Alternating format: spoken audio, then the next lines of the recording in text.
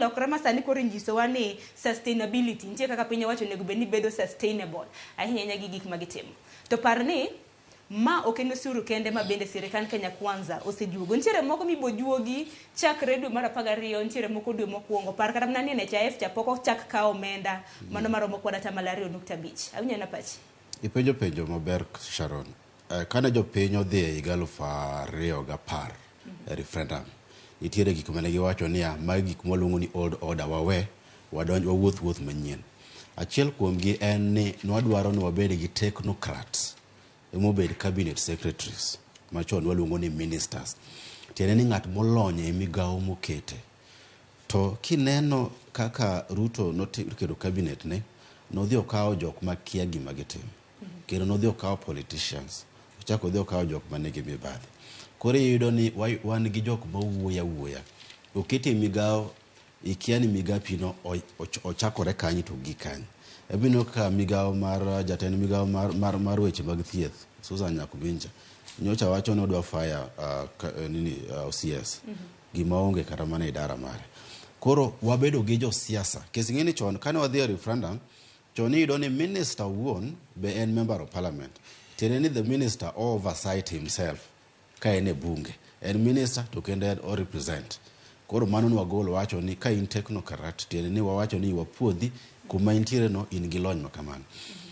Gimora mora ma Kenya Kwanza timo ipenjo ni to jogi to advice giyudo kanyi. Mama ok en wach mara makada Ruto nosewacho ni un mokwongo nubiro modeko. Mar ariyo nendore ni I am advising myself. Onge minister ma wacho no somo manyalo wuok ma wach ni wadwaro keto koro osuru kara wada kedo chulo gik moko kapok wadhi e due process kata mana public participation ma en gimolongo ni ingredient in governance onge. Kata mana counties kidhie kinyo ka jo counties ka giketo budget mar jo piny nyaka dadhogi ni to priorities magwe gweng ka udwaro cattle depot udwaro piko udwaro ndara kok inyalo kete maboko kitimo kamana to ka idhi e doho to bedo nullified. Kata mana weche mag osuru for the first time ineno ni tax base mar Kenya ni wa tax nyaka accident claims. Kori penjo ni to sirkal tax adhola ng'at mose hinyore mothiedhi makoro bedo compensated. Mano cannot be an issue of tax.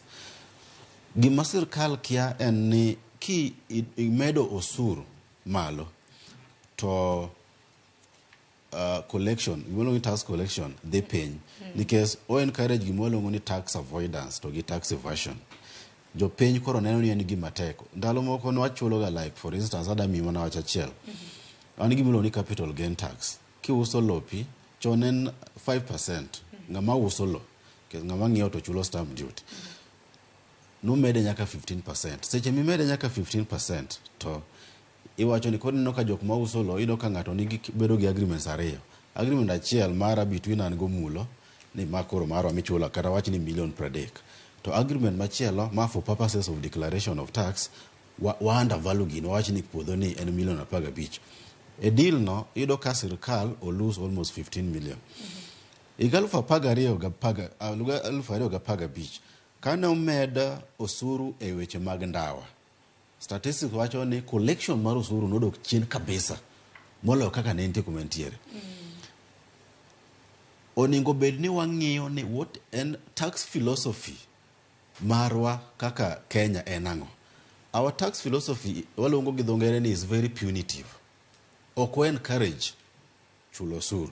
Inene mana ni is burdensome. Inene ni en gima burden. Nikech oningo bed ni ing'ie kaka a patriot niya ayudo services oninga chulo suru.